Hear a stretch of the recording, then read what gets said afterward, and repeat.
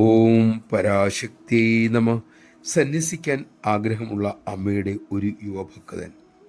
വീട്ടുകാരാകട്ടെ അയാളെ വിവാഹം കഴിക്കാൻ നിർബന്ധിക്കുന്നു. അവർക്ക് വീട്ടിൽ ഒരു കുഞ്ഞിക്കാല കാണണമത്രേ. ഒടുവിൽ ചെറുപ്പക്കാരൻ മാതാപിതാക്കളോട് കയർത്ത് സംസാരിച്ചു, പരുഷമായി സംസാരിച്ചു. പിന്നീട് ആശ്രമത്തിലെത്തി.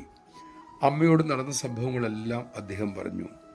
എന്നിട്ടിങ്ങനെ പറഞ്ഞു: അമ്മേ, ആദ്യമായിട്ടാണ് ഞാൻ അച്ഛനോടും അമ്മയോടും വളരെ പരുഷമായി സംസാരിച്ചത്. അമ്മ ആ യുവാവിനെ ആശ്വസിപ്പിച്ചു. പിന്നീട് പറഞ്ഞു: നീ അവരോട് ക്ഷമ പറഞ്ഞ് കത്തെഴുതുമോനെ. തെറ്റൊന്നും ചെയ്യാത്ത താൻ എന്ത് എഴുതാനാണ് എന്നായി യുവാവ്. അമ്മ പറഞ്ഞു: ഇങ്ങനെ എഴുതുക: എന്നോട് ക്ഷമിക്കണം, നിങ്ങളോട് പരുഷമായി ഞാൻ സംസാരിക്കാൻ പാടില്ലാത്തതായിരുന്നു. യുവാവ് പറഞ്ഞു: ശരി അമ്മേ, അങ്ങനെ എഴുതാം.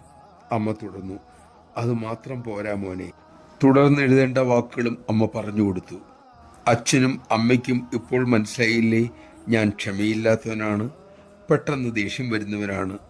ഇത്തരം ദുർഗുണങ്ങൾ കളയാനാണ് ഞാൻ ആശ്രമത്തിൽ ചേരുന്നത്. എനിക്ക് ക്ഷമയും മധുരമായി സംസാരിക്കാനും പഠിക്കണം.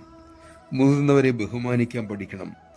അല്ലാതെ ഞാൻ കുടുംബജീവിതം നയിച്ചാൽ അവിടെ നരകമാകും. ഭാര്യയോടും മക്കളോടും ഇപ്പോൾ നിങ്ങളോട് പെരുമാറിയതുപോലെ മോശമായി ഞാൻ പെരുമാറും. എൻ്റെ സ്വഭാവം നന്നാക്കാനാണ് ഞാൻ ആശ്രമത്തിൽ നിൽക്കുന്നത്. നിങ്ങൾക്ക് എന്നെക്കുറിച്ച് അഭിമാനിക്കാൻ സാധിക്കണം.